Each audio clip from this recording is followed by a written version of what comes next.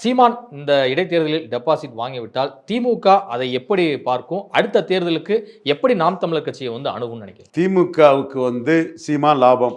சீமான் 6.8% வாக்கெடுக்கலைன்னா திமுக ஆட்சிக்கு வந்திருக்க முடியாது. இது மு.க. ஸ்டாலினுக்கு தெளிவாக தெரியும். 2021 சீமான் 6.8% வாக்கெடுக்கலைன்னா திமுக தனி ஆட்சி வந்திருக்க முடியாது. கண்டிப்பாக சீமான் எடுத்த 6.8% வாக்குகளும் ஜெயலலிதா இருந்து எடப்பாடிக்கு போகாத வாக்குகள்.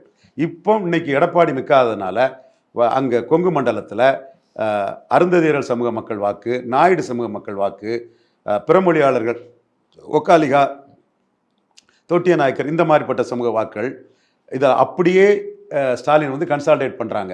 எடப்பாடிக்கு போடுறது வேஸ்ட்டு, நம்ம ஸ்டாலினுக்கே போட்டுடலான்னு முடிவு பண்ணுறாங்க.